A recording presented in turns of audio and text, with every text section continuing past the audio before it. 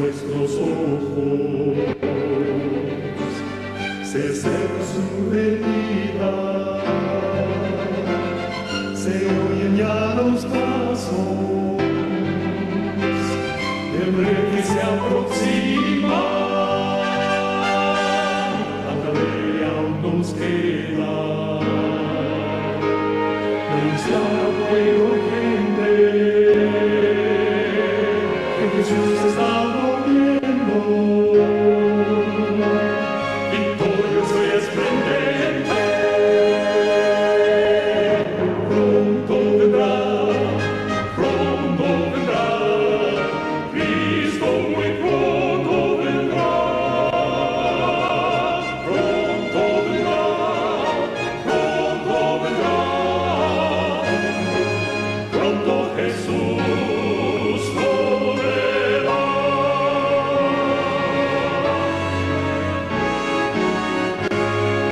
Pronto Jesús volverá. Extendemos nuestra gratitud por permitirnos compartir los mensajes de Dios para este tiempo.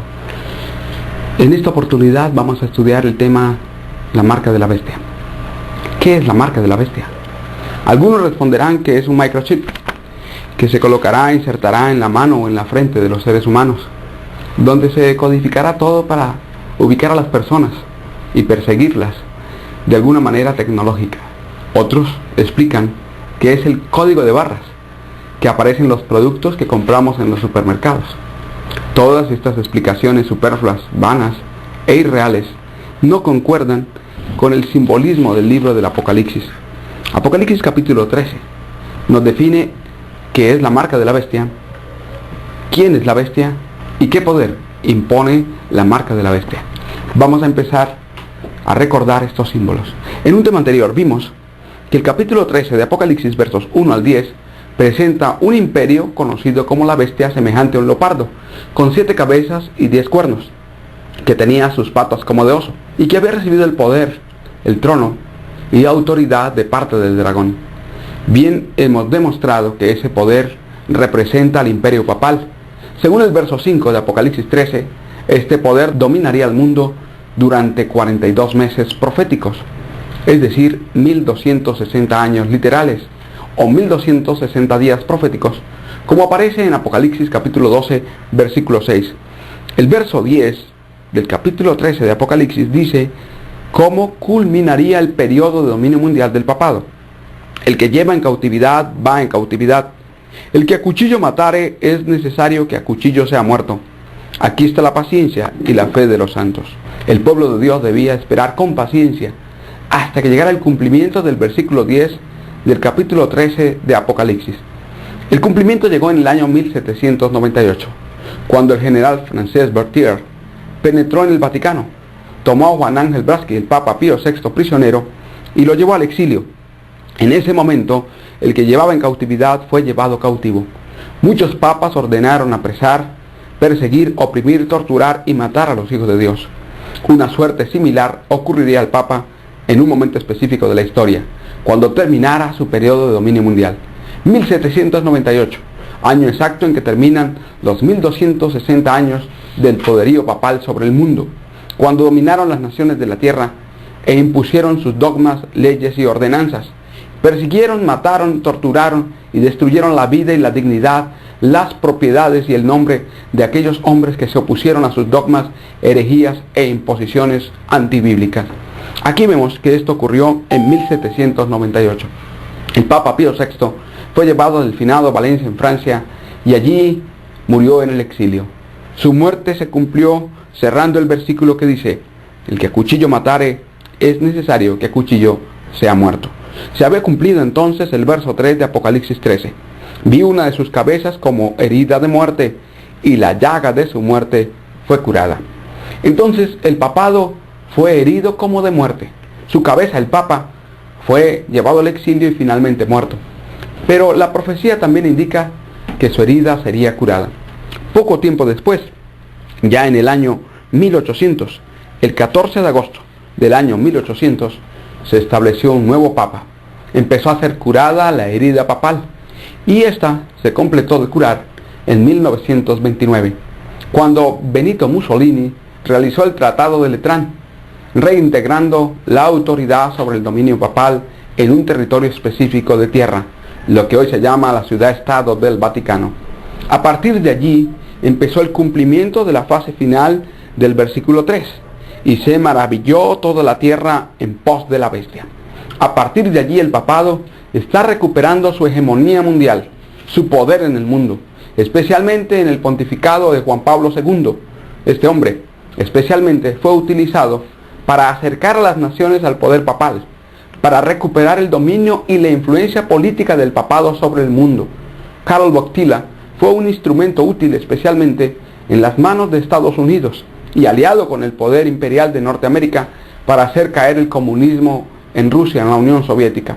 La perestroika y el glasnost, realizado por Mikhail Gorbachev, fue realizado en gran parte por la influencia de Lech Walesa, el dirigente polaco, la nación de donde era Karol Wojtyła o Juan Pablo II. La influencia política del papado se hizo sentir allí con poder, derribando a uno de los enemigos más acérrimos del papado a nivel político en toda la geopolítica mundial, el comunismo. Ahora le queda derrotar otro enemigo, el protestantismo en los Estados Unidos de Norteamérica.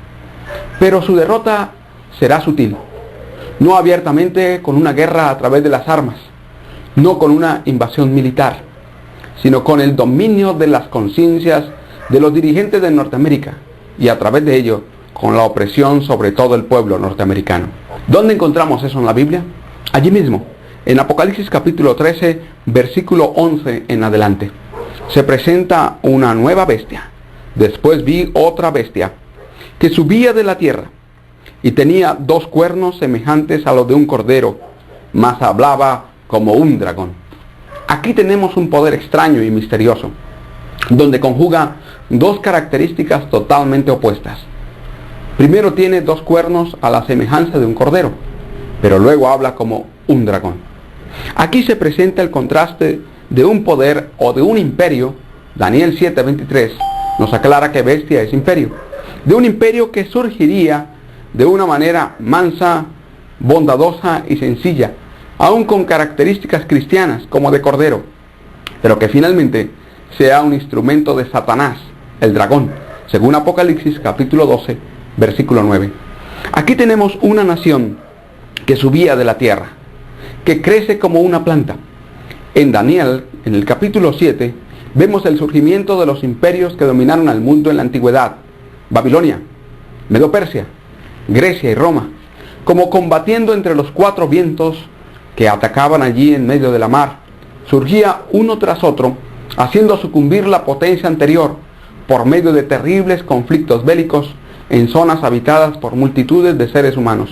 Las aguas, según Apocalipsis 17:15, representan naciones, muchedumbres, pueblos y lenguas, y los vientos representan guerras, batallas y conflictos militares. Pero esta nación, este imperio, no surgiría en un lugar muy poblado, no surgía del agua, no surgía del mar, surgía de la tierra, un lugar deshabitado o poco habitado. Este fue el surgimiento de los Estados Unidos. La palabra griega subía es anabainon, que significa crecía sencillamente como una planta.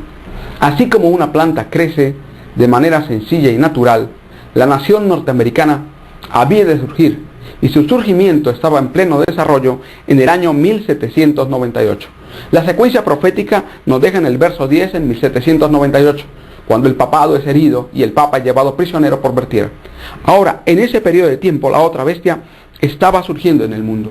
No podemos mirar otra nación en el planeta que habría de convertirse en una potencia mundial, sino a los Estados Unidos de Norteamérica, que en ese año, en 1798, estaba en pleno desarrollo, en pleno crecimiento de la tierra, surgiendo como una nación para convertirse en un poderoso imperio. Surgía ahora y se le veía, según el profeta menciona, 2 cuernos como de cordero.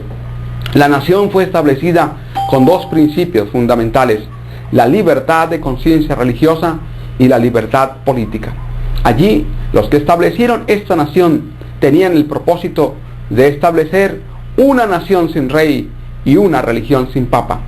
oprimidos por los monarcas de Europa y maltratados por el sacerdocio y el clero católico, trataron de evitar estos efectos funestos sobre las vidas, las conciencias, la libertad y la felicidad de los hombres. Habían visto los efectos opresivos y destructores de la monarquía, cómo los monarcas explotaban a sus súbditos, se aprovechaban y se beneficiaban de todo lo que ellos les brindaban y podían proveer para la felicidad de orgullosos monarcas que se imponían sobre sus súbditos con arrogancia, con desprecio y con tiranía.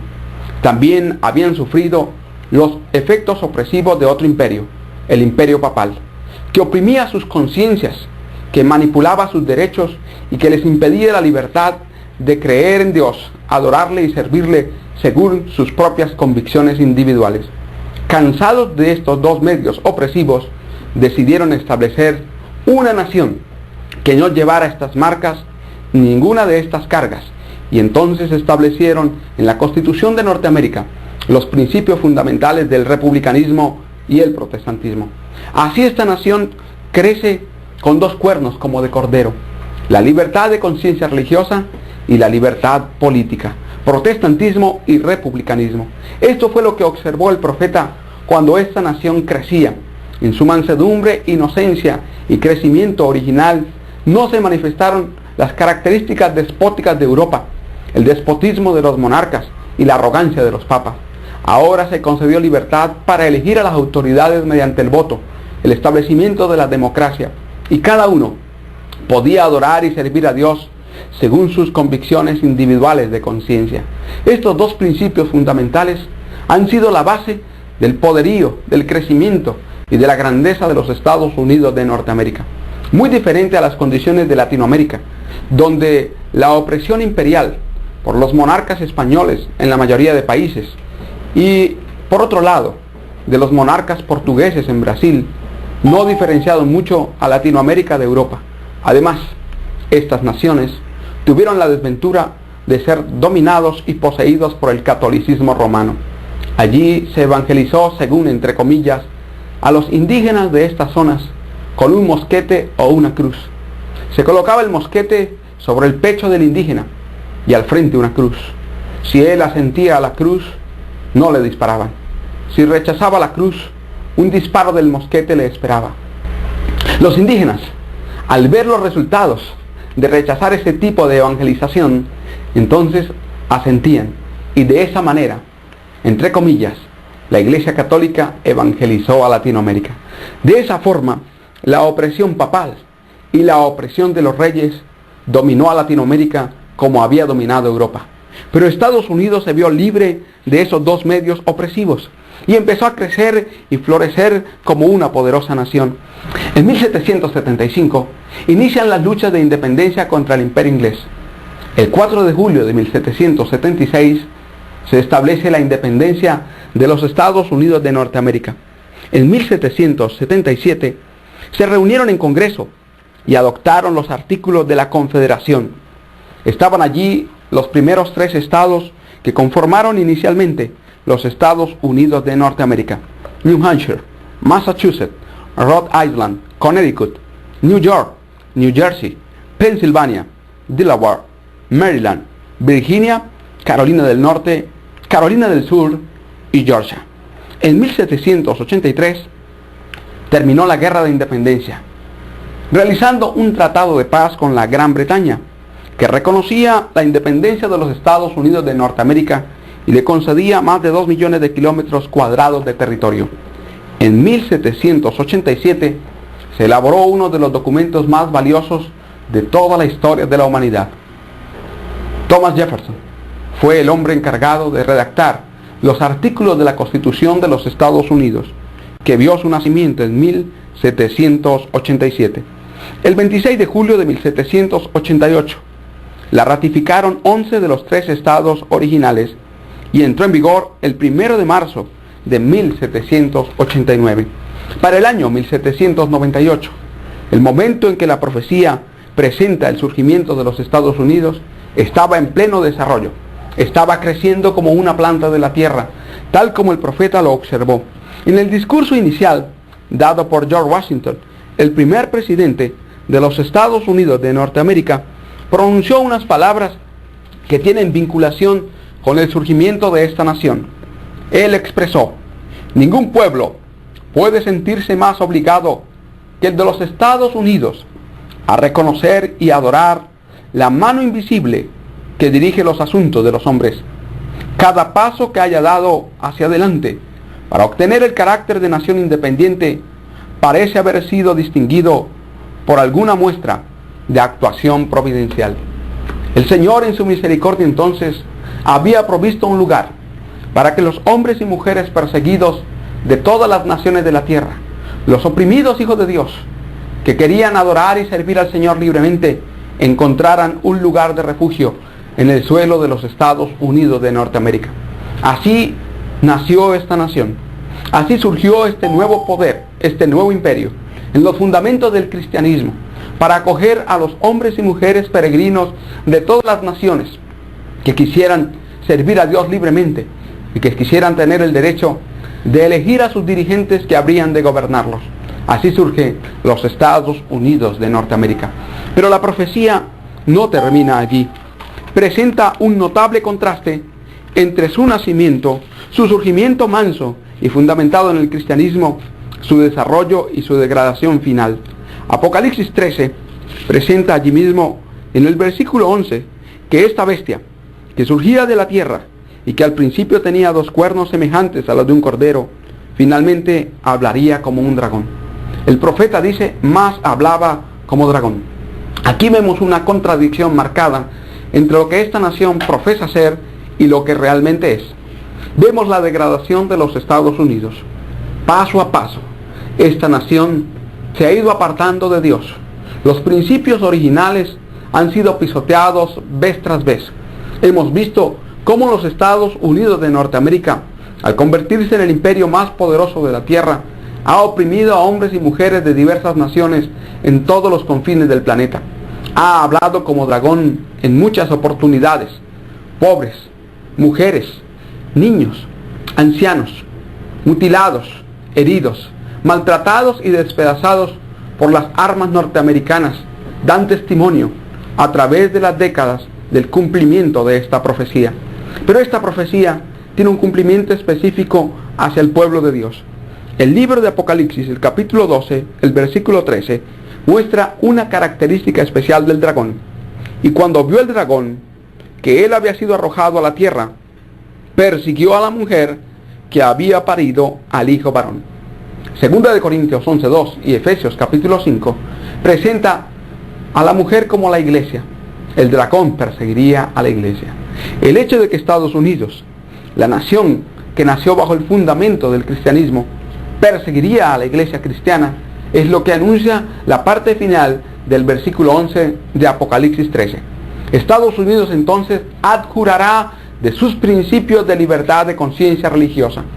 Ha establecido Norteamérica en su constitución que no debe establecerse ningún requisito religioso para formar parte del gobierno de los Estados Unidos. La Constitución de Norteamérica, en el artículo 6, declara que ningún examen religioso será requerido como cualidad necesaria para cualquier cargo o cometido público. Entonces, no debería legislar la nación de los Estados Unidos en aspectos religiosos para imponer sus dogmas o creencias de cualquier religión u organización religiosa.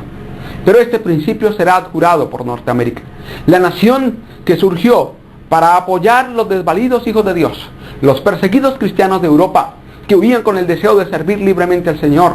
Esta nación que surgió con el principio fundamental de la libertad de conciencia religiosa oprimirá la libertad de conciencia, perseguirá al verdadero pueblo de Dios y se convertirá en un instrumento en manos de Satanás para perseguir, oprimir y en algunos casos matar a los verdaderos hijos de Dios. Eso es lo que presenta la profecía. Y los versículos siguientes de Apocalipsis 13 nos demuestran cómo los Estados Unidos de Norteamérica perseguirán a los hijos de Dios. El verso 12 dice: y ejerce todo el poder de la primera bestia en presencia de ella. La primera bestia es la mencionada en los versículos 1 al 10 de Apocalipsis 13, es decir, el papado. Inicialmente los Estados Unidos de Norteamérica no tenían vínculos diplomáticos con el Vaticano. Esto estaba prohibido en los Estados Unidos. Los cristianos, que habían sido perseguidos por el papado, conocían bien las sutilezas y artimañas papales y su astucia política para arrastrar a los gobiernos y las naciones para cumplir sus propósitos. Conociendo esto, impidieron tener vínculos diplomáticos con el Vaticano, pero poco a poco Estados Unidos fue cediendo en ese terreno. Especialmente en los días de Jimmy Carter, empezaron los acercamientos diplomáticos de los Estados Unidos con el Vaticano, y vez tras vez, a través de los gobiernos de Ronald Reagan, George Bush padre, Bill Clinton o George Bush hijo, Estados Unidos se ha vinculado diplomáticamente con el Vaticano. Lo reconoce como un Estado y acepta al Papa como el representante no solamente del Estado Vaticano, sino como la máxima autoridad del catolicismo a nivel mundial. Por lo tanto, reconoce la autoridad terrenal del Papa, que es uno de los distintivos de la imposición papal y que es uno de los principios que el papado ejerce y manifiesta para dominar las conciencias de los hombres y que el protestantismo original rechazó de manera clara y definida. Estados Unidos entonces ya está dando pasos hacia atrás a reunirse con el papado. Lo que los padres peregrinos, los fundadores de Norteamérica rechazaron, hoy los dirigentes de la nación norteamericana están aceptando abierta y claramente. Esto se hará más y más evidente, y el mundo entero verá el cumplimiento de la profecía, porque dice aquí: y hace la tierra y a los moradores de ella adorar la primera bestia, cuya llaga de muerte fue curada. Se acerca el momento en que los Estados Unidos de Norteamérica harán que se adore al papado, harán que los hombres y mujeres que pisan el suelo norteamericano y que habitan en cualquier lugar de la tierra donde Norteamérica tiene influencia, adorar al papado, siguiendo sus dogmas, sus enseñanzas y especialmente sus leyes. ¿Qué medios utilizaría la segunda bestia para lograr este propósito? Los versículos 13 y 14 los aclaran.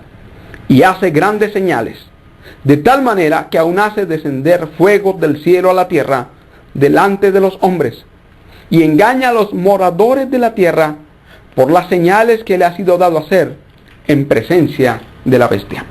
Cuando Martín Lutero visitó Roma, en aquel momento que fue enviado desde el monasterio para visitar aquella ciudad, para adherirlo más firmemente al papado, al llegar y observar en lontananza las 7 colinas, se postró y dijo: oh, salve Roma. Después de visitarla, cuando ascendía por las escaleras, que decían que milagrosamente habían sido transmitidas desde Jerusalén hasta Roma, según ellos, las mismas escaleras por las cuales Jesús había ascendido hacia Pilato, allí, subiendo de rodillas, como un relámpago pasó por su mente el pensamiento: el justo por la fe vivirá. Comprendió entonces en profundidad el mensaje de la justificación por la fe.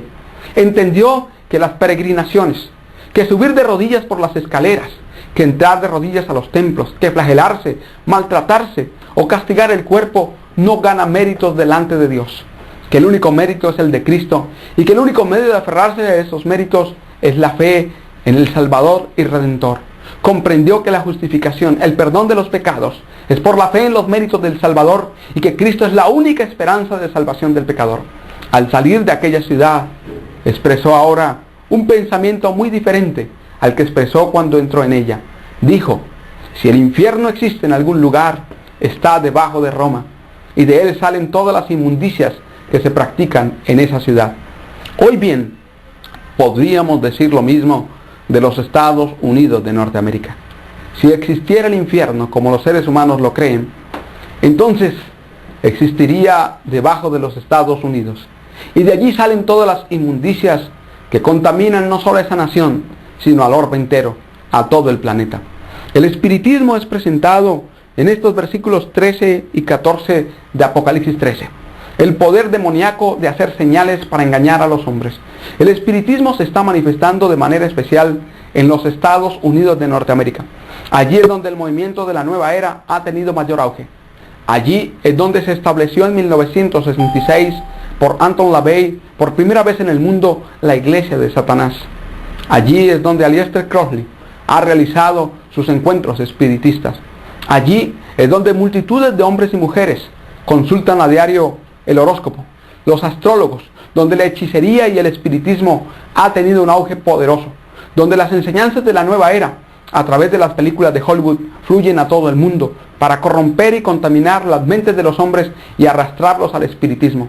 Desde allí se predican las enseñanzas orientales a través de las artes marciales, las creencias en los lamas, el hinduismo, los Hare Krishna, proclamados por el grupo Los Beatles, con su cantante George Harrison.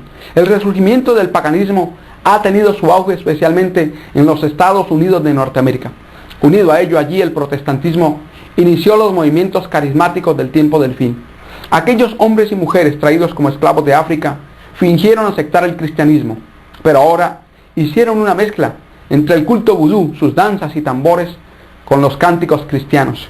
Y surgieron movimientos como la celebración o el celebration, que son los movimientos característicos que distinguen a los movimientos carismáticos, tanto católicos como protestantes. De entre los católicos se manifiesta en los movimientos carismáticos marianos, donde se hacen misas de sanación con danzas, palmas y tambores, al estilo pentecostal.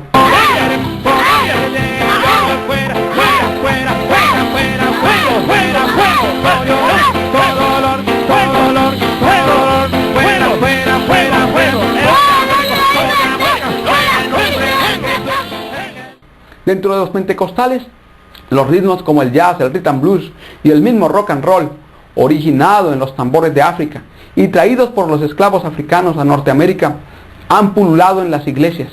La introducción de los cánticos populares en los templos, la adoración con tambores, con estrépito, con gritería y con danza, inició en los Estados Unidos de Norteamérica. Las falsas manifestaciones, las creencias del falso don de lenguas, las manifestaciones poderosas de hombres como Benny Hinn, que levantan sus manos y caen 50 o 100 personas, son la manifestación satánica del engaño de los últimos días.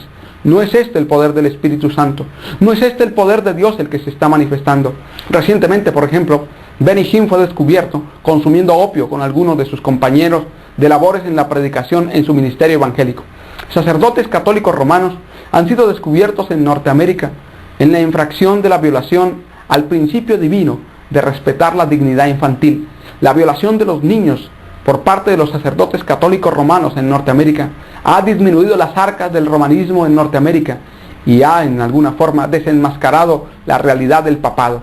Ahora vemos que esos dos poderes, a pesar de que estos hombres están inmersos en pecados terribles, hundidos en vicios y crímenes atroces, que realmente aún las mismas autoridades terrenales harían bien en juzgarlos, ellos mismos dicen tener el poder del Espíritu de Dios. No podemos ver otra cosa que el cumplimiento de esta profecía. Hace grandes señales, de tal manera que aún hace descender fuego del cielo a la tierra delante de los hombres. ¿Qué es el fuego? Representado aquí. En Hechos, el capítulo 2, el versículo 3, vemos cómo se presentó el Espíritu Santo. Y se les aparecieron lenguas repartidas como de fuego, que se asentó sobre cada uno de ellos. Y hablando del ministerio del Señor Jesús, Juan el Bautista, el precursor del Señor Jesucristo, dijo así en Mateo 3:11: Yo a la verdad os bautizo en agua para arrepentimiento, mas el que viene tras mí, más poderoso es que yo, los zapatos del cual yo no soy digno de llevar.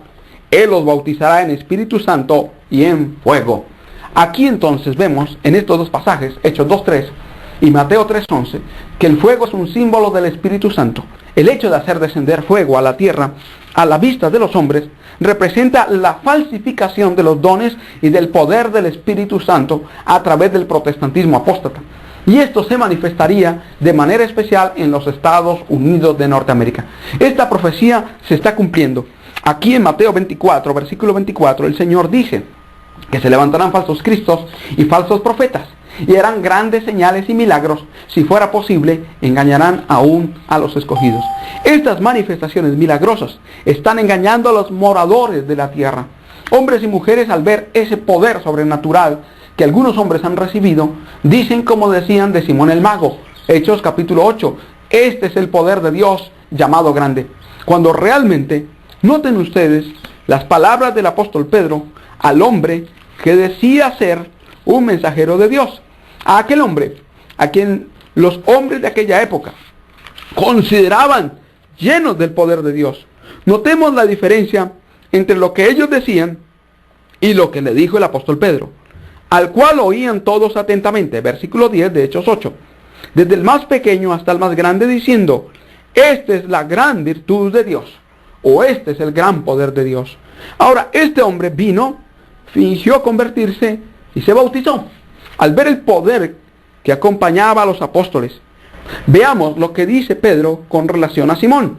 Versículo 18 de Hechos 8.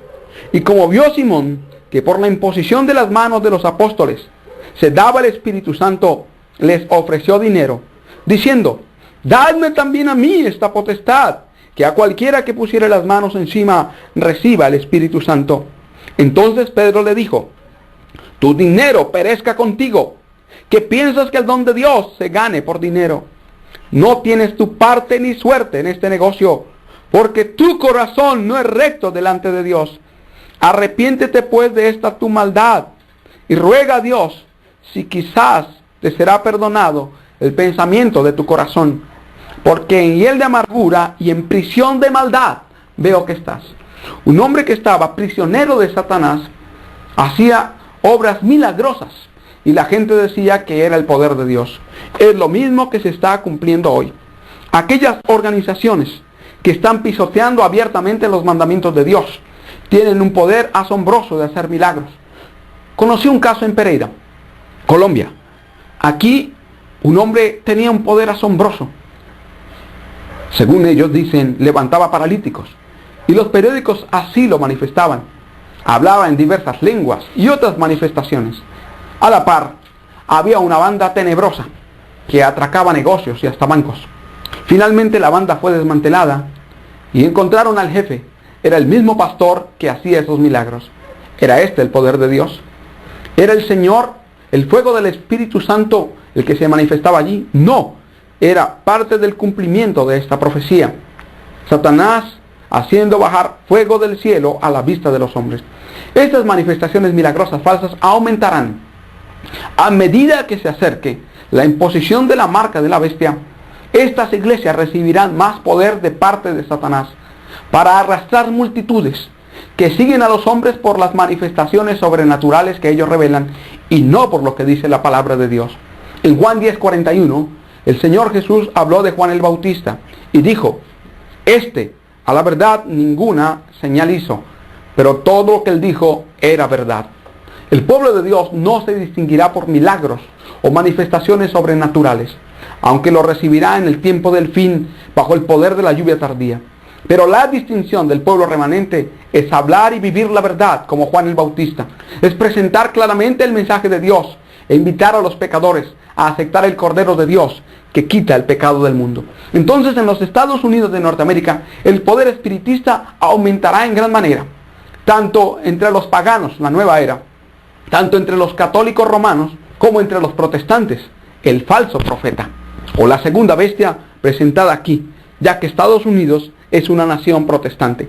Ahora, noten lo que dice allí, el verso 14, y engaña a los moradores de la tierra por las señales que le ha sido dado a hacer en presencia de la bestia, mandando a los moradores de la tierra que hagan la imagen de la bestia, que tiene la herida de cuchillo y vivió.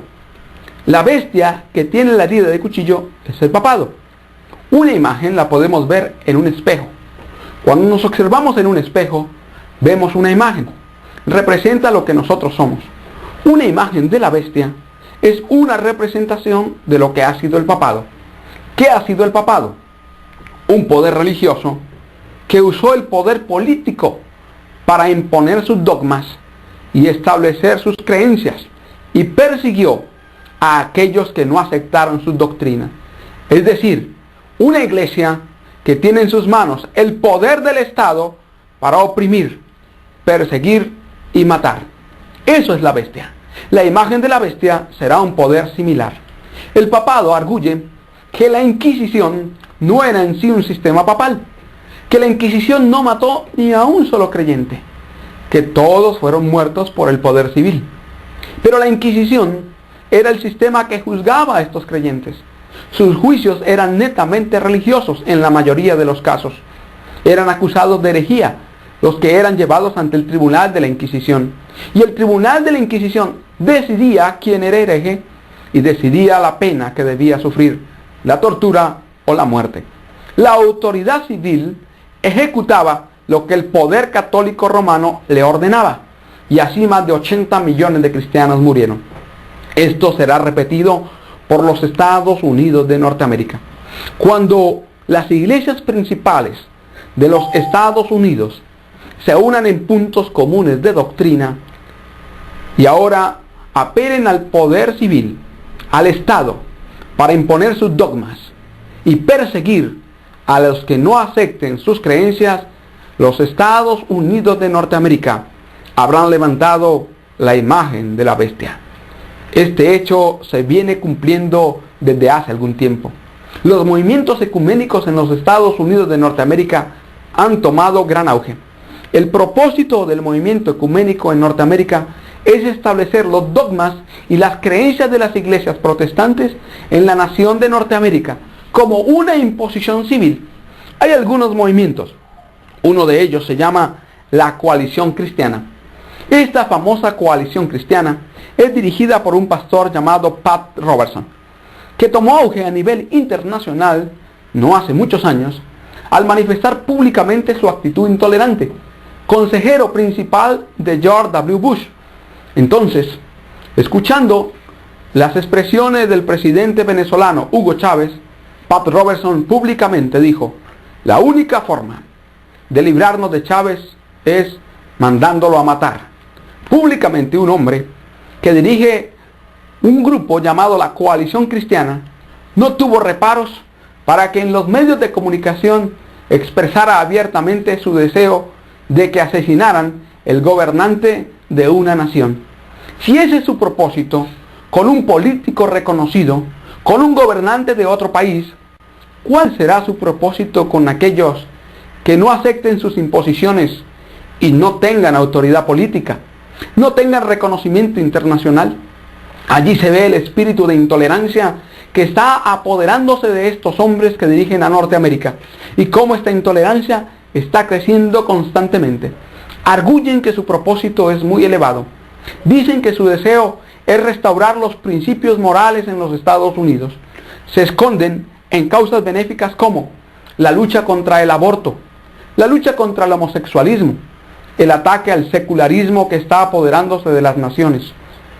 Algunos objetivos tal vez plausibles, pero su propósito fundamental es dominar y oprimir las conciencias, restringir la libertad religiosa. Este hombre es uno de los protagonistas de un movimiento que ha tomado gran fuerza en Norteamérica. Se llama ECU. Significa Evangélicos y Católicos Unidos. La inspiración señala que hay un profundo abismo que ha separado a los católicos y los protestantes. Ese abismo empezó a ser cimentado cuando los reformadores del siglo XVI salieron de la iglesia romana con la Biblia en alto y predicando el mensaje de la justificación por la fe. Ambos principios son claramente opuestos al papado. El papado logró establecer un índice de libros prohibidos. Y dentro de los libros prohibidos, en su época de dominio mundial, el papado incluyó la Biblia. Al incluir la Biblia como un libro prohibido, manifestó su enemistad abierta y directa a la palabra de Dios. Después del movimiento de reforma del siglo XVI, el papado se vio obligado a permitir y luego a apoyar la publicación de la Biblia. Segundo aspecto, la justificación por la fe. El papado enseña la salvación por las obras, por los méritos humanos o por la intercesión de santos o aún muertos, cosa contraria a la Biblia. La salvación la presentan las Escrituras únicamente por la fe en los méritos del Señor Jesucristo y como resultado de esa fe en los méritos del Salvador, una obediencia perfecta a los mandamientos de Dios. El papado también se opone a este principio fundamental. Ese abismo es insalvable. El verdadero protestantismo no puede hallar armonía con el papado. No hay puntos de concordancia. Hay oposición en todos los aspectos. La Iglesia de Cristo reconoce a Jesús como la única cabeza de la Iglesia y lo reconoce como la autoridad fundamental y suprema del pueblo de Dios. El papado reconoce al Papa como la cabeza visible de la Iglesia, cosa que un cristiano genuino no puede aceptar. El pueblo de Dios acepta la Biblia como fundamento de su fe y práctica y como la verdad suprema revelada por Dios al hombre. El papado cree en la tradición, como un principio fundamental para las creencias y principios que sigue esa organización. Lo iguala a la palabra de Dios, cosa que no está nunca en armonía con la Biblia. El pueblo de Dios cree que el único mediador entre Dios y los hombres es Jesucristo. El papado establece al Papa, el sacerdocio y a los muertos como intercesores, algo totalmente opuesto a la palabra de Dios. El pueblo cristiano cree que el perdón de los pecados solo lo concede Jesucristo y que la confesión es solo delante de Dios. El papado enseña que el sacerdote tiene la autoridad para escuchar los pecados de los hombres y mujeres y ha sido uno de los instrumentos más útiles para conocer los secretos de las vidas de hombres, mujeres y familias. De esta manera, en la Edad Media, se descubrió a muchos cristianos. Este instrumento fue utilizado por muchos sacerdotes para abusar de mujeres que contaban sus pasiones y deseos íntimos a hombres corruptos y degradados por la maldad. Este ha sido uno de los sistemas más terribles. Un libro se llama así, sería bueno que todo creyente y aún todo católico sincero leyera. Se llama El sacerdote, la mujer y el confesionario. Y allí revela las barbaridades cometidas por medio del sacramento de la confesión. Además, la Iglesia de Dios cree fundamentalmente que el sábado es el día del Señor, el día de reposo sagrado. El papado enseña que el día de guardar es el domingo. Realmente el abismo es insalvable, pero la profecía señala que ese abismo sería traspuesto, que sería puesto a un lado, sería atravesado por el protestantismo de los Estados Unidos de Norteamérica. La inspiración así lo señala. Veamos lo que dice la pluma inspirada con relación a esa creencia. Merced a los dos errores capitales, el de la inmortalidad del alma y el de la santidad del domingo, Satanás prenderá a los hombres en sus redes. Mientras aquel forma la base del espiritismo, este crea un lazo de simpatía con Roma. Los protestantes de los Estados Unidos serán los primeros en tender las manos a través de un doble abismo al espiritismo y al poder romano. Y bajo la influencia de esta triple alianza, ese país marchará en las huellas de Roma, pisoteando los derechos de la conciencia. Aquí vemos con claridad cómo el movimiento ecuménico es un instrumento poderoso para preparar la opresión de la conciencia en los Estados Unidos de Norteamérica. Los dos errores fundamentales, la inmortalidad del alma y la guarda del domingo, están acercando a los protestantes y a los católicos en Norteamérica. Esta unión ecuménica se utilizará para imponer sus dogmas y creencias sobre el Estado, para exigir al gobierno de Norteamérica que legisle en favor de la imposición de los dogmas católicos. Y esto está ocurriendo. El abismo está siendo atravesado. El protestantismo y el catolicismo están atravesando el abismo para unirse las manos. El movimiento EQ es una manifestación de ello. Evangélicos y católicos unidos se están unificando con el propósito de imponer sus creencias, de lograr a través del voto y de representantes en el Senado de los Estados Unidos y en la Corte Suprema de Norteamérica para que legislen en favor de los dogmas y creencias de estas organizaciones, para que aquellos que no se sometan a sus dogmas, principios y creencias sean oprimidos, maltratados y perseguidos. Eso es precisamente lo que presenta la profecía. Pero hay un aspecto fundamental que será ejercido como la piedra de toque para que aquellos que no se sometan a él sean oprimidos por las autoridades de Norteamérica. Apocalipsis capítulo 13, versículos 15 al 18 dice: y le fue dado que diese espíritu a la imagen de la bestia, para que la imagen de la bestia hable, y hará que cualesquiera que no adoraren la imagen de la bestia sean muertos. Y hacía que a todos, a los pequeños y grandes, ricos y pobres, libres y siervos, se pusiese una marca en su mano derecha o en sus frentes, y que ninguno pudiese comprar o vender, sino el que tuviera la señal o el nombre de la bestia o el número de su nombre. Aquí hay sabiduría. El que tiene entendimiento cuenta el número de la bestia, porque es el número de hombre, y el número de ella 666. El verso 14 dice que manda a los moradores de la tierra que hagan la imagen de la bestia. Es decir, aquí está revelando con claridad un poder, una nación, que para legislar debe tener el apoyo de los moradores de la tierra, de los habitantes de esa nación. Una de las maneras de enmendar la Constitución de los Estados Unidos de Norteamérica es por referendo nacional. Este puede ser el medio que se utilizará para imponer una enmienda en la Constitución de Norteamérica, para legislar en asuntos religiosos y para establecer la imagen de la bestia. El darle espíritu a la imagen de la bestia es darle vida. Y se le da vida cuando las autoridades de los Estados Unidos de Norteamérica acepten las imposiciones del movimiento ECO, de la coalición cristiana, de la Reforma Nacional y de otros movimientos que están luchando para establecer los dogmas papales. Aquí habla de que los Estados Unidos será el poder, la nación que impondrá la marca de la bestia. ¿Qué es la marca de la bestia? La palabra marca en griego, como aparece aquí en Apocalipsis, es charagma. Es un término que aparece 9 veces en el Nuevo Testamento y 8 de ellas se refiere a la marca de la bestia. Charagma significa una marca impresa con cincel y se refiere a la imposición de un estigma o marca para distinguir que un siervo o animal pertenece a un amo o propietario. Se imponían marcas a los esclavos en el pasado, jeroglíficos, números o letras en la frente o en la mano derecha, para indicar que pertenecían a algo o a alguien. Aquí vemos que el Apocalipsis utiliza símbolos, por ejemplo, corderos y leones para representar a Jesús, y otras figuras literales para representar aspectos espirituales o simbólicos. La charagma o marca, que se utilizaba de manera literal en el pasado, es utilizada aquí de manera simbólica para distinguir al poder que impondrá la marca de la bestia. La bestia es el papado.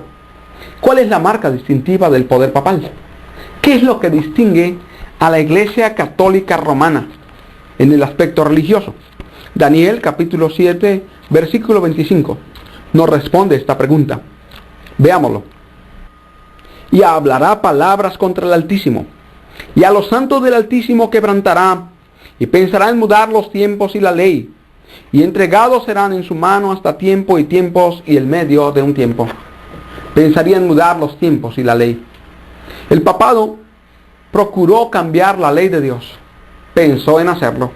Cuando observamos el libro del Éxodo, el capítulo 20, encontramos los 10 mandamientos de la ley de Dios. Puede usted comparar con el catecismo católico si lo tiene en su casa. Observe los 10 mandamientos en el catecismo. El primer mandamiento en la Biblia, en el verso 3 de Éxodo 20, dice: no tendrás dioses ajenos delante de mí. El primer mandamiento en el catecismo dice: amarás a Dios sobre todas las cosas. El segundo mandamiento en la Biblia dice: no te harás imagen ni ninguna semejanza de cosa que esté arriba en el cielo, ni abajo en la tierra, ni en las aguas debajo de la tierra. No te inclinarás a ellas, ni las honrarás, porque yo soy Jehová tu Dios, fuerte, celoso, que visito la maldad de los padres sobre los hijos, sobre los terceros y sobre los cuartos, a los que me aborrecen, y que hago misericordia en millares a los que me aman y guardan mis mandamientos. El segundo mandamiento en el catecismo dice: no tomarás el nombre del Señor tu Dios en vano. Notamos que este mandamiento fue eliminado de la ley de Dios por el papado, porque se opone a una de las prácticas más comunes papales: adorar, presentar y deificar imágenes. El tercer mandamiento en la Biblia dice: no tomarás el nombre de Jehová tu Dios en vano, porque no dará por inocente Jehová al que tomare su nombre en vano. El tercer mandamiento en el catecismo dice: santificar las fiestas. Y aquí vemos en la Biblia la orden de santificar ¿qué? Cuarto mandamiento, Éxodo 20, 8 al 11. Acordarte has del día del reposo para santificarlo. 6 días trabajarás y harás toda tu obra. Mas el séptimo día será reposo para Jehová tu Dios. No hagas en él obra alguna. tú, ni tu hijo, ni tu hija, ni tu siervo, ni tu criada, ni tu bestia, ni tu extranjero que está dentro de tus puertas. Porque en 6 días hizo Jehová los cielos y la tierra, la mar y todas las cosas que en ellos hay, y reposó en el 7º día. Por tanto Jehová bendijo el día del sábado y lo santificó. El 4º mandamiento no ordena santificar las fiestas, ordena santificar el sábado, el mandamiento sagrado de Dios. El 7º día de la semana es el sábado.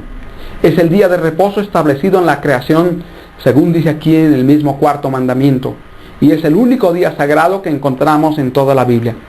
No hay ningún cambio en este mandamiento ni en ninguno de los otros, a no ser el cambio que el papado pensó hacer, según la profecía de Daniel 7:25. Cuando preguntamos qué significa santificar las fiestas, el sacerdocio responde: significa santificar los días de los santos, los días sagrados establecidos por la iglesia, y especialmente santificar el domingo. Aquí encontramos el cambio más abierto y terrible a la ley de Dios, el cumplimiento exacto de la profecía de Daniel 7:25. Noten ustedes que el sistema papal eliminó el 2º mandamiento de la ley de Dios, versículos 4 al 6, que prohíbe hacer y adorar imágenes. Modificó el 4º mandamiento, ahora lo llama santificar las fiestas, y lo ubicó de tercero. ¿Cómo suplieron ese vacío? El 5º mandamiento en la Biblia dice: honra a tu padre y a tu madre, porque tus días se alarguen en la tierra que Jehová tu Dios te da. Ese es el 4º mandamiento en el catecismo: honra a padre y madre. El 5º mandamiento que está en la Biblia es honrar a padre y madre, pero es el 4º en el catecismo. Ahora en la Biblia el 6º dice: no matarás. Ese es el 5º en el catecismo: no matarás. El 7º en la Biblia es: no cometerás adulterio. En el catecismo, en el 6º dice: no fornicar ni cometer actos impuros. Noten bien que la Biblia dice: no cometerás adulterio. Ahora el término ha sido cambiado para fornicar ni cometer actos impuros. ¿Por qué? Porque el 9º y 10º mandamiento de la Iglesia Católica Romana en el catecismo difieren del 9º y 10º mandamiento en la Biblia. Vamos a verlo. 8º mandamiento en la Biblia: no hurtarás. Ese es el 7º en el catecismo: no robarás. El 9º en la Biblia: no hablarás contra tu prójimo falso testimonio.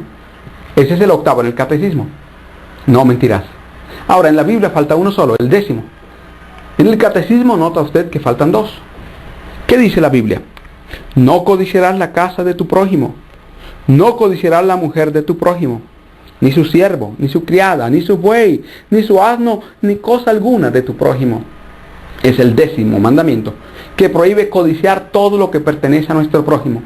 Incluye su mujer, sus siervos, sus criadas y su casa. Pero la Iglesia Católica, para suplir el vacío de eliminar el 2º mandamiento, dividió el 10º en 2. Colocó uno: no codiciar la mujer del prójimo, y el otro: no codiciar los bienes ajenos, cuando en la Biblia es uno solo. Esa separación o división del 10º mandamiento es para llenar el vacío del 2º mandamiento eliminado. Pero el ataque directo fue al 4º mandamiento. En lugar de enseñar el sábado como día de reposo, la Iglesia Católica enseña el domingo como día de reposo. En la antigüedad, el domingo era reconocido como el día del sol. En inglés, por ejemplo, Sunday es el domingo. Sun, sol, day, día, el día del sol. O en alemán es Sonntag, que también significa día del sol. Y el que estableció la guarda del domingo por primera vez se llamó Constantino.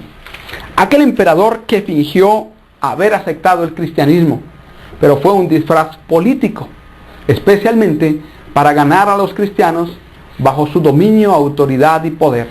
Así Satanás, por la astucia, hizo lo que no pudo por la persecución. En aquel tiempo, cuando el imperio romano perseguía a los cristianos, ellos decían: matadnos, desmenuzadnos, perseguidnos, porque la sangre de los cristianos es semilla. Cuanto más matáis, más somos. Ahora Satanás estableció un plan más sutil y peligroso. Profesó amistarse con el cristianismo, y a través de Constantino el mundo penetró a la iglesia con una capa de religiosidad. Entonces el paganismo y el cristianismo se unieron en una amalgamación satánica, dando origen al catolicismo romano. Y como resultado de esa unión, Constantino ahora estableció el día del sol como el día de reposo.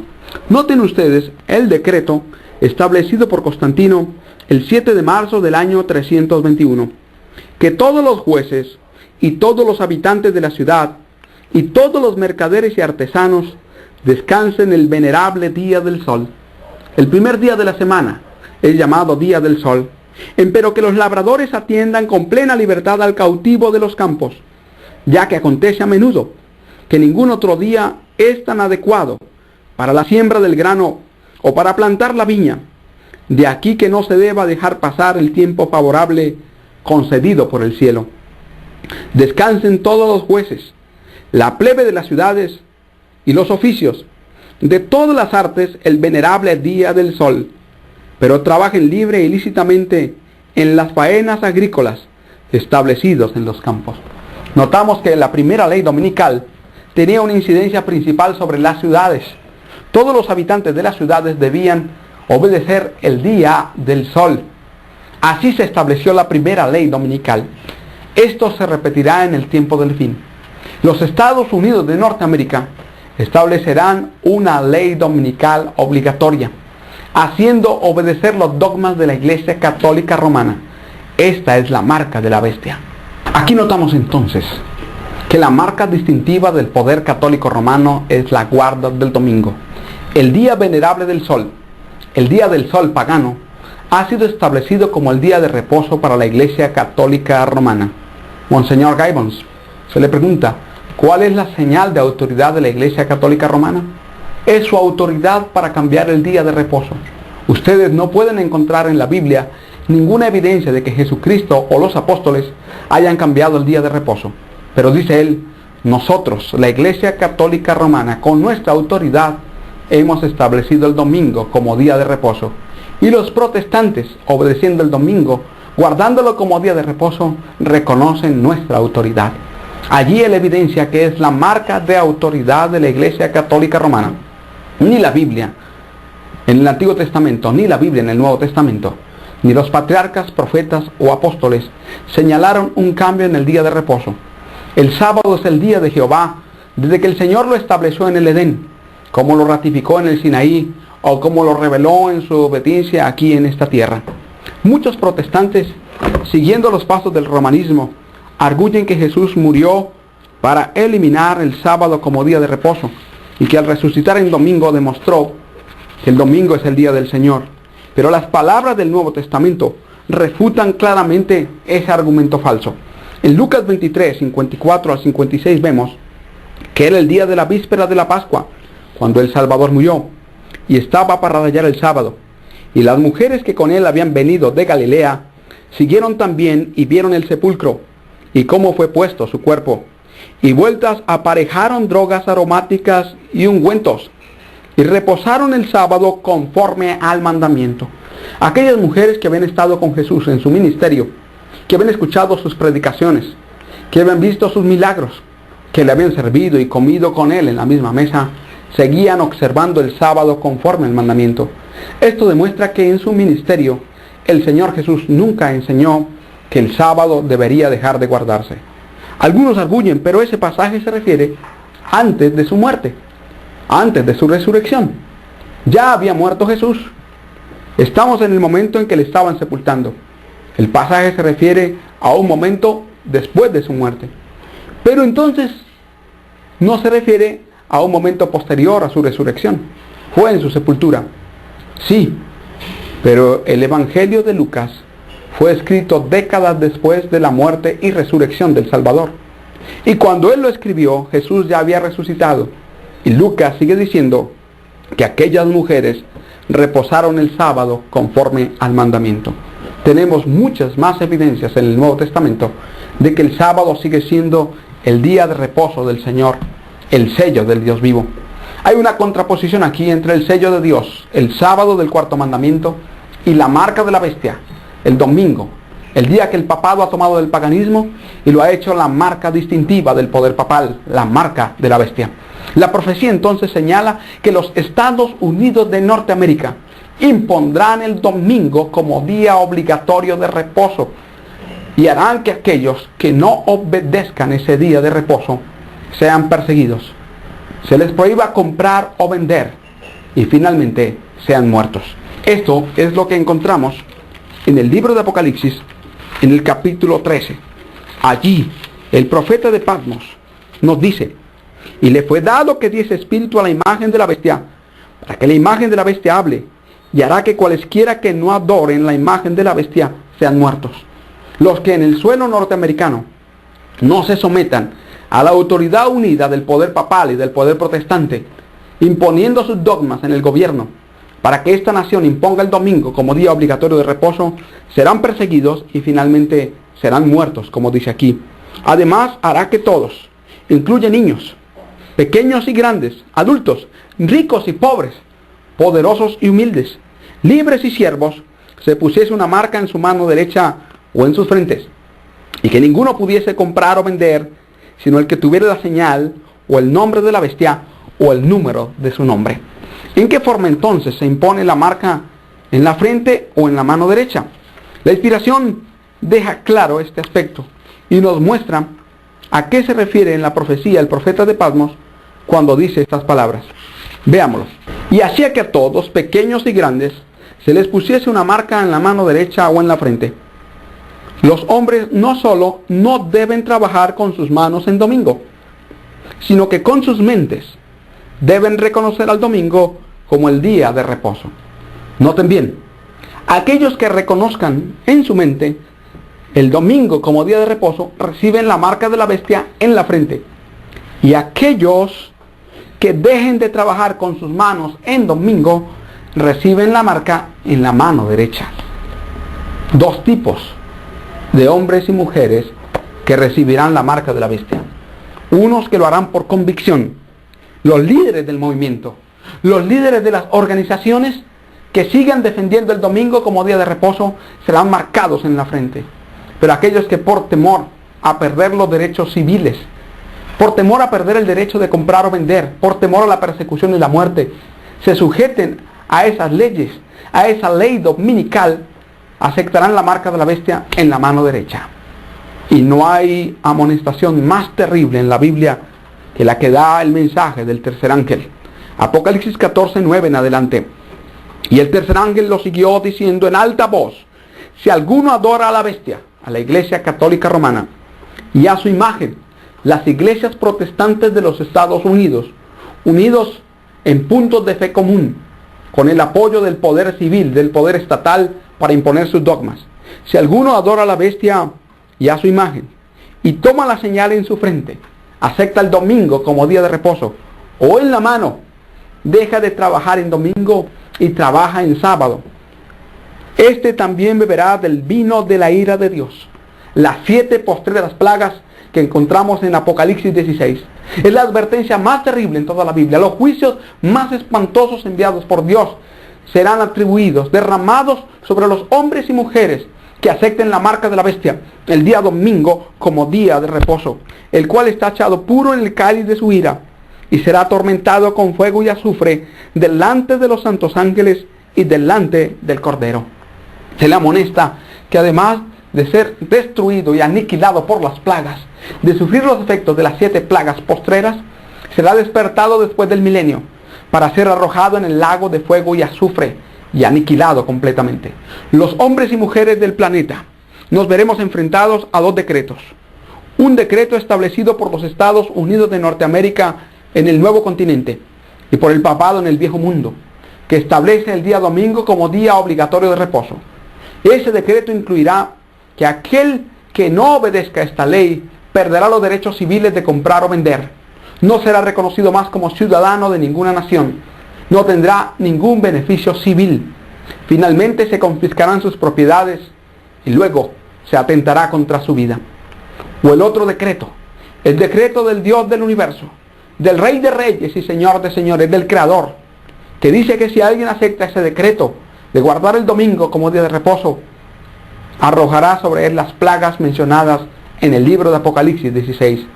Ante estos 2 decretos, los seres humanos tienen que tomar su decisión para vida o muerte eterna, para salvación o condenación. la marca de la bestia, el domingo, o el sello de Dios, el santo sábado. Entre estas dos leyes, entre estos dos decretos y entre estos dos poderes se decidirá el destino eterno de los seres humanos.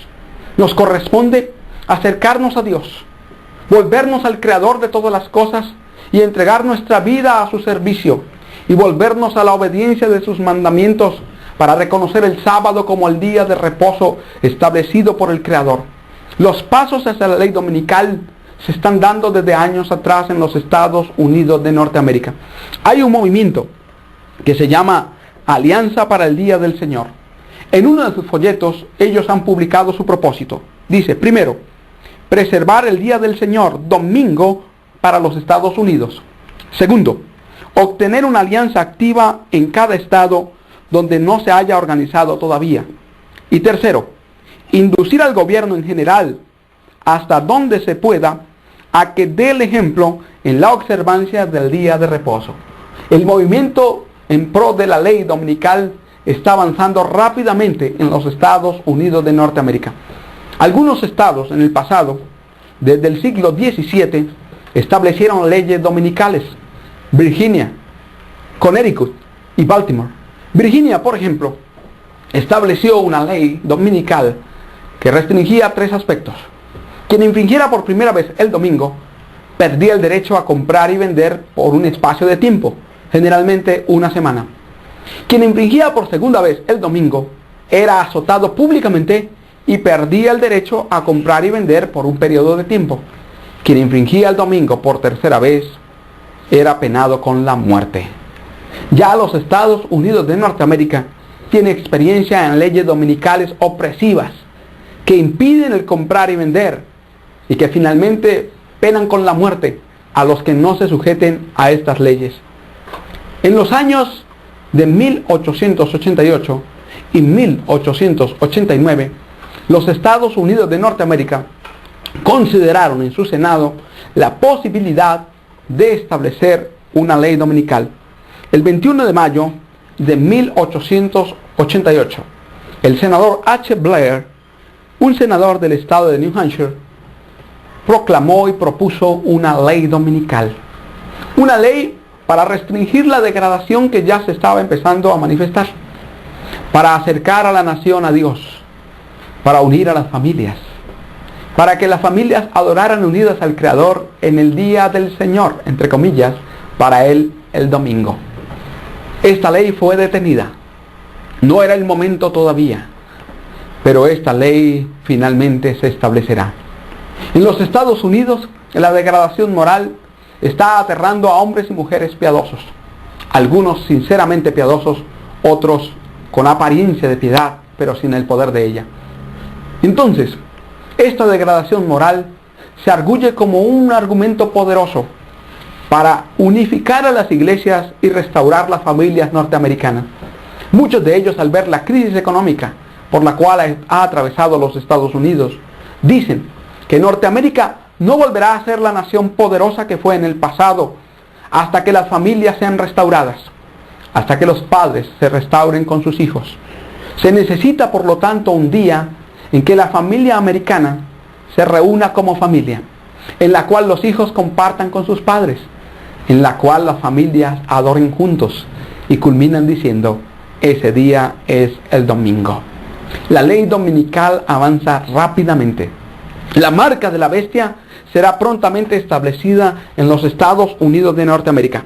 ¿Y qué ocurrirá cuando se establezca allí?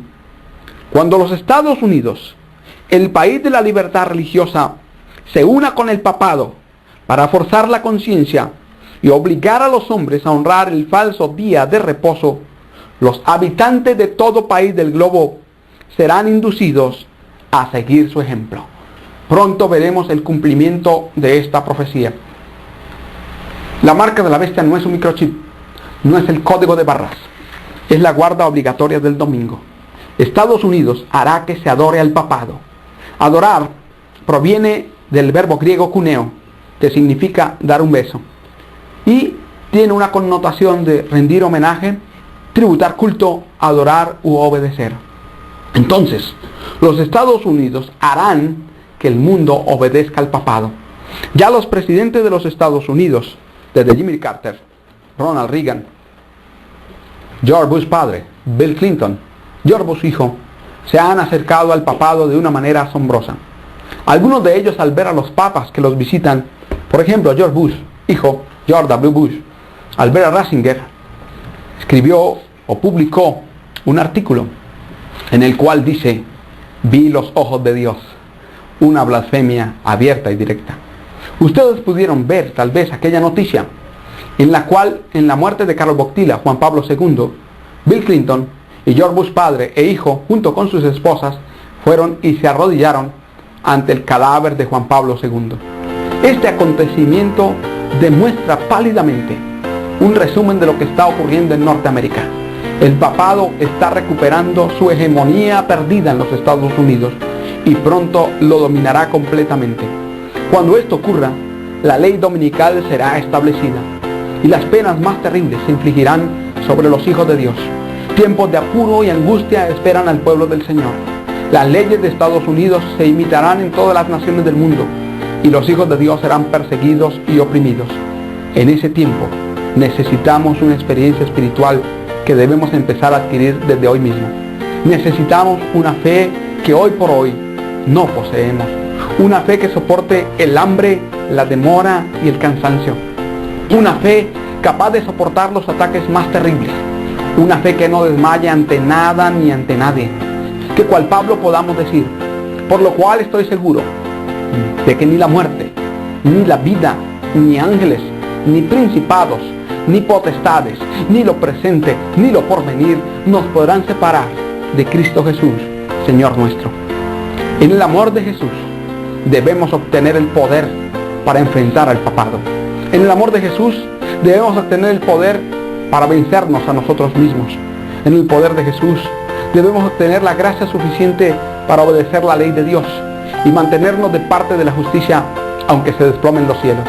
Apreciado amigo y amiga, hermano y hermana, que observas esta información, tal vez conozcas algo de lo que hemos leído. Tal vez para ti sea la primera vez que escuchas este mensaje. En cualquiera de las dos circunstancias, Dios te está haciendo escuchar este mensaje para comprender la solemnidad del tiempo que estamos viviendo y la necesidad de buscar a Dios fervientemente y de todo corazón. Estamos en el tiempo final de la historia de la humanidad, cuando el destino de los seres humanos está decidiéndose para vida o muerte eterna. En este momento, más que en cualquier otro, debemos prestar atención a los llamados y apelos de la palabra del Señor. El profeta Elías hizo un llamado a Israel en los días de más terrible apostasía y dijo: si Jehová es Dios, seguidle, y si Baal, id en pos de él. ¿Hasta cuándo claudicaréis entre dos pensamientos? Apreciado niño, apreciado joven, apreciada señorita, señor, señora, o apreciado anciano o anciana que observa esta información. Tal vez has escuchado este mensaje, estás convencido de él, tal vez años atrás lo reconoces, pero no has tomado una decisión en armonía con la solemnidad, la contundencia y la importancia del tiempo que estamos viviendo.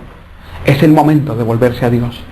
Es el momento de reaccionar sinceramente, de apartarse de las cosas terrenas, de dejar el orgullo, la vanidad y la arrogancia humana, de humillarse delante de Dios, de no buscar destacarnos, de no buscar gloria humana o poder terrenal, de no buscar tesoros o riquezas en este mundo. El Salvador dijo: ¿de qué le servirá al hombre ganar el mundo y perder el alma? Es el momento de buscar el reino de Dios y su justicia, y todas las demás cosas vendrán en añadidura. Jesús es el inicio del reino de Dios, el reino de la gracia que empieza en la transformación del corazón y en la preparación del alma para el reino de Dios. Ya ha empezado. Su justicia es la justicia de Cristo. Jesús quiere darte una nueva experiencia, quiere perdonar tus pecados, quiere hacerte comprender su verdad, quiere darte el poder para vencer las tentaciones que te han dominado, para romper las cadenas que te han atado. Él dijo: conoceréis la verdad y la verdad os hará libres. Si el Hijo os libertare, seréis verdaderamente libres. Te invito a la libertad en Cristo Jesús, la libertad que solo en Él se puede hallar. la libertad que el perdón de los pecados da al ser humano, la libertad para vivir en la ley de la libertad, en la obediencia a los principios de la ley de Dios, para que se pueda cumplir en ti aquellos pasajes maravillosos de los cantores y poetas de Israel que dijeron: mucha paz tienen los que aman tu ley, no hay para ellos tropiezo. Ojalá miraras tú mis mandamientos, sería entonces tu paz como un río y tu justicia como las ondas de la mar. Hay un